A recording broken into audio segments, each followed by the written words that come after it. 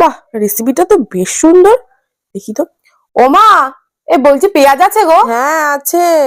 পেঁয়াজ, তারপরে হচ্ছে মাখন। বলছি মাখন আছে? আছে। স্প্রিং অনিয়ন আছে? হুম। এটা তো থাকবেই না। এ বলছি অরিগানো চিলি ফ্লেক্স আছে? আছে তো। কি ব্যাপার, এগুলো আমাদের ঘরে? এ বলছি ব্রোকলি আছে? হ্যাঁ আছে। জুকিনি আছে? জুকিনি? আরে সবই আছে।